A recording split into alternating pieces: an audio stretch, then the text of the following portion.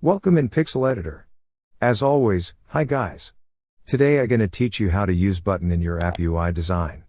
And some properties of it. So without any ado, let's start today's video. And yes, download our official AI Store app.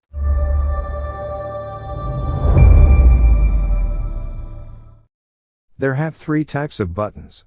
First, contain button, second outline button, third is text button.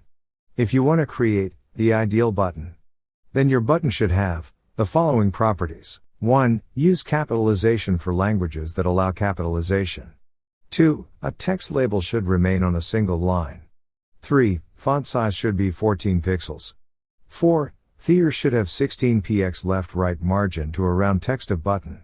These are the properties for ideal button you should keep. Now theater have three type of emphasis. Here emphasis means the importance level of button. 1. High emphasis. Means high important the button like buy now, add to cart. 2. Medium emphasis. And 3. Low emphasis. Whenever you want to give high priority to buttons such as add to cart or buy now, then use contain type of button. And if you want to use button like read more or learn more, then use low emphasis button that is text button. Let's take example. If you want to use show and hide buttons in your UI, then in this case show will be cover under high emphasis and hide will cover under the low emphasis. So here you should use low emphasis button first, then use high emphasis. And buttons should be aligned horizontally, don't keep them in vertical order. So I am giving some important tips for button. First tip is avoid using two contained buttons next to one another if they don't have the same fill color.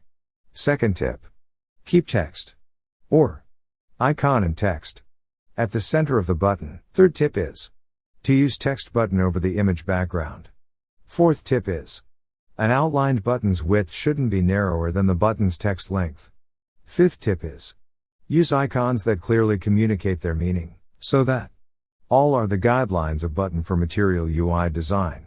That's it for today, so be happy. Keep coding.